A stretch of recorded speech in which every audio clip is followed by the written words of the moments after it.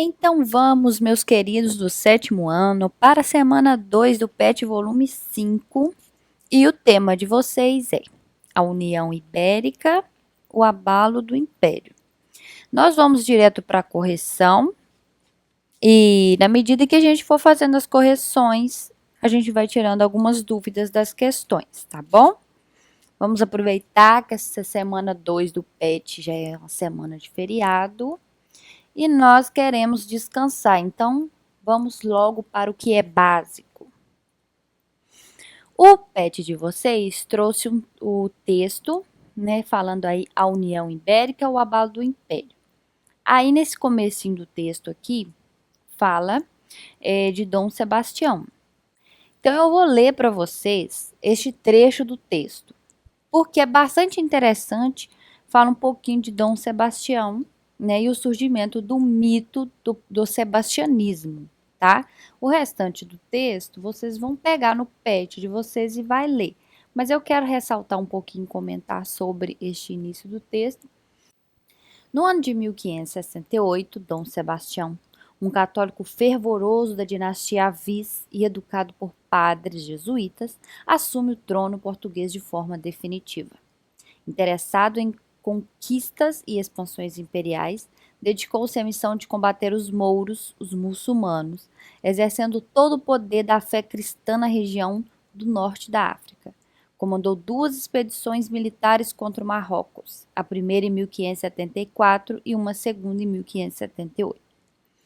Apesar de todo o entusiasmo de Dom Sebastião, nessa segunda investida contra os mouros, sofreu uma trágica derrota para as tropas do sultão Abd al-Malik na Batalha de Alsácer-Quibir. O mistério envolvendo essa derrota está no fato de Dom Sebastião foi considerado desaparecido e não morto oficialmente.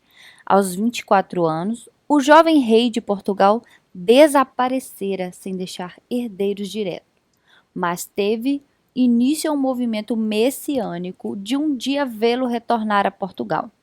Os crentes nessa volta ficaram conhecidos como sebastianistas. Não é bastante interessante? Eles acreditarem tanto, gostarem tanto do rei, que eles ficavam imaginando que um dia ele ia voltar. E aí continua aqui da seguinte forma, né? Já que o Dom Sebastião não deixou um herdeiro direto, né, o que aconteceu? E foram buscar na família dele algum descendente para ocupar o trono no lugar dele. E os arranjos políticos, né, e várias disputas pelo trono resultou então na coroação de Filipe II. O Filipe II era também um rei da Espanha.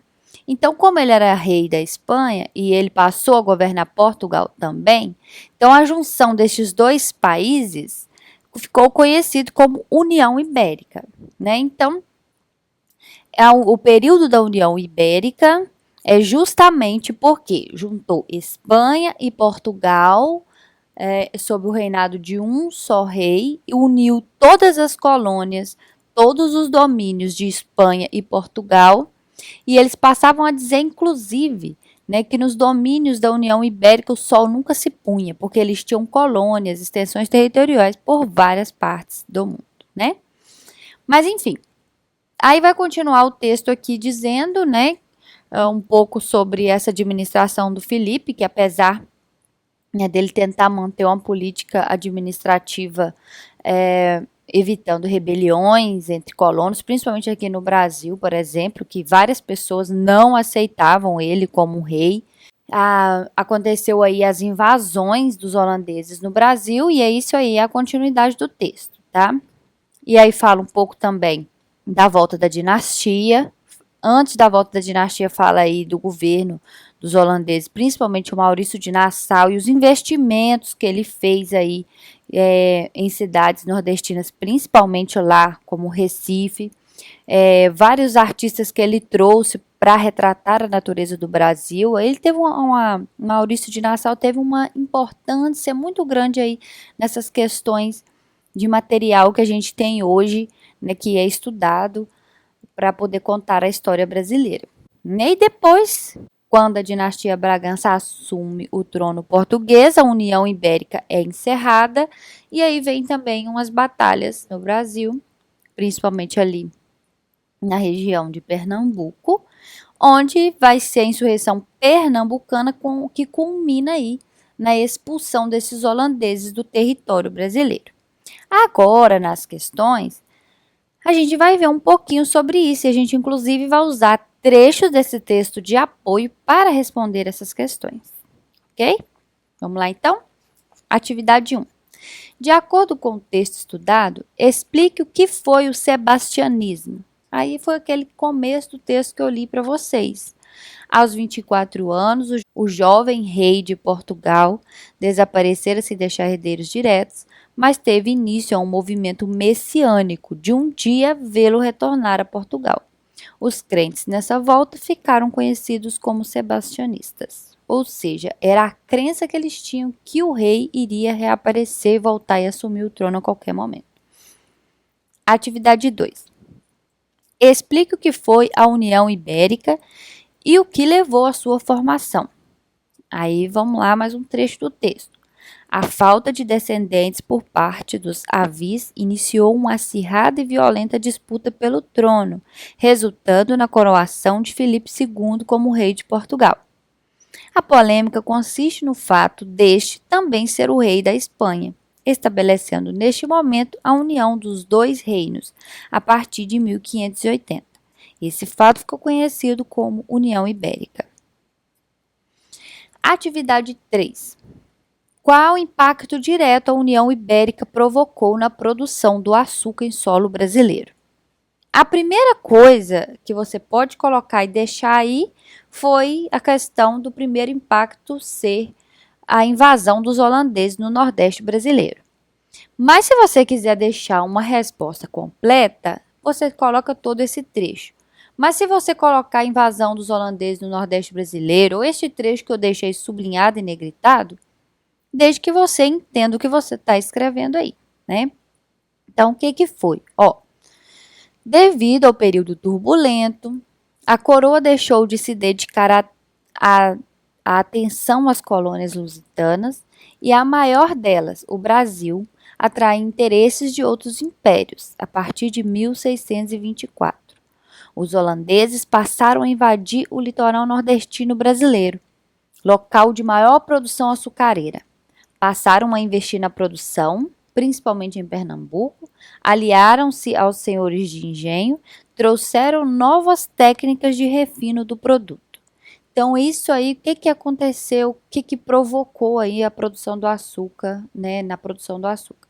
Eles passaram a vir interessados no poderio econômico que o Brasil tinha na época, trouxeram novas técnicas, né, os governadores aí, impostos pelo governo holandês, faziam empréstimo aos grandes fazendeiros, aos senhores de engenho, para eles investirem aí na produção da cana-de-açúcar. Bom, então é isso. Vamos agora para a atividade 4. O que foi a insurreição pernambucana? A resposta você pode colocar só esse trecho que está de azul. Nome dado à luta pela expulsão dos holandeses. Mas aqui embaixo eu retirei do texto, né, um trecho que vai explicar muito bem o que aconteceu. É necessário você colocar tudo? Não, mas é bom que você leia comigo aqui e entenda como que foi essa expulsão. A partir de 1640, a dinastia Bragança assume o trono português, encerrando a União Ibérica, e os lusitanos decidiram que estava na hora de reaver as terras nordestinas tomadas pelos holandeses. Com a saída de Maurício de Nassau em 1644 e a constante queda de preço do açúcar, as autoridades holandesas decidiram cobrar os financiamentos concedidos aos senhores de engenho, ameaçando tomar suas terras caso não quitasse o débito. Sem poder contar com o apoio militar da coroa portuguesa, ainda fragilizada pelas revoluções em Portugal, os colonos decidiram organizar milícias e lutar contra o domínio holandês. O movimento, conhecido como Insurreição Pernambucana, teve início em 1645 e durou até 1654. A Reconquista teve nas duas batalhas de Guararapes, uma em 1648 e uma em 1649, um ponto determinante para a expulsão dos holandeses do Nordeste brasileiro, que só ocorreu em 1654, quando a Holanda assina a capitulação da Campina da Taborda e se retiraram do Brasil. Ok? Então, eu li para ficar mais explicadinho para vocês. Às vezes, falando, a gente atropela algumas palavras e acaba nem explicando direitinho. Hein? Então, é isso. Se foi útil, curte esse vídeo, se inscreva neste canal. Se eu ajudei você, por favor, me ajude também. Grande beijo no coração.